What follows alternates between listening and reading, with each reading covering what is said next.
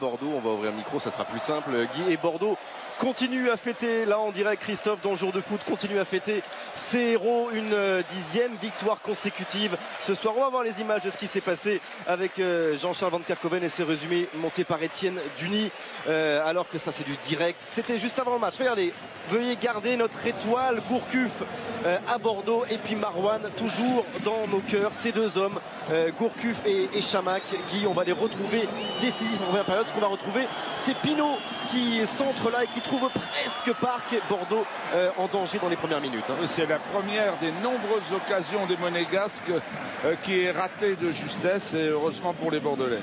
On revoit ce centre de Pinot, le Colombien, et Parc est pas très loin. C'est Tremolinas qui récupère ce ballon. Et puis la 35e minute, la 10e passe décisive de Gourcuff et le 13e but. Encore une tête pour Marouane Chamakh qui monte au ciel. Bordeaux mène 1-0. Oui, ce qui est extraordinaire, c'est qu'il monte plus haut que le gardien de but qui a le bras tendu. Énorme, énorme Marouane Chamakh, et toujours ces Bordelais si efficaces sur coup de pied arrêté. Encore une passe décisive pour Yoann Gourcuff. Les deux hommes qui font la différence dans cette première période et qui viennent légèrement libérer le président. Mais il le sait, Laurent Blanc, que rien n'est fait encore dans ce match face à Monaco. On a changé de côté.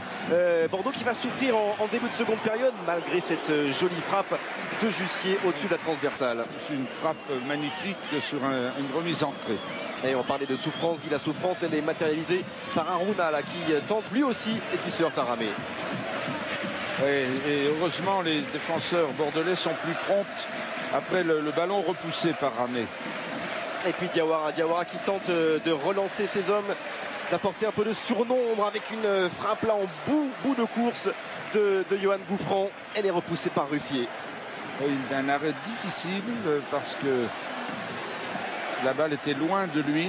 Et puis cette frappe, la frappe de Certic, énorme Ruffier face à lui avec Jussier dans la surface de réparation. Ballon retrait intelligent, encore une fois Certic, alors que Gourcuff était peut-être mieux placé. Certic qui venait de remplacer Gouffran. En tout cas, Certic a une frappe qu'on retrouvera les saisons prochaines. Voilà le jeune Bordelais qui à deux reprises, alors que peut-être derrière Gourcuff avait une meilleure position, vient se heurter deux fois à Ruffier. Il n'a pas de hors-jeu. Pas de hors-jeu pour Kavenaghi qui lui aussi venait de rentrer. Et face à lui, Ruffier fait le bon geste. Oui, on peut dire qu'il avait fait le bon geste aussi, mais en l'enlevant le bras, il a écarté le danger. Bon, il n'y avait pas hors-jeu parce qu'il y avait l'arrière gauche qui couvrait tout là-bas. Et puis les dernières minutes seront étouffantes, vraiment étouffantes à Chabandelmars, parce que Bordeaux souffre et Monaco va tenter d'aller marquer dans ces dernières secondes ce but qui ferait toute la différence au classement. Regardez l'accélération de Pinot, la main ferme encore une fois, et derrière il y a Parc qui est sur la ligne adverse. C'est Diaz, le Monégasque, qui vient sauver les Girondins de Bordeaux. On se demande pourquoi il vient là, Diaz. Et pourtant il est là, Kevin Diaz qui venait de rentrer alors que ce ballon de Parc prenait peut-être la direction du but. C'est pas terminé, il reste encore des occasions. La frappe, et derrière Parc qui va marquer, oui, mais le Sud-Coréen est signalé en position de hors-jeu. On va en rester à ce 1-0, Guy, qui fait le bonheur des Girondins de Bordeaux. Évidemment, c'est un match type, il ne peut pas y avoir de sérénité dans des circonstances semblables.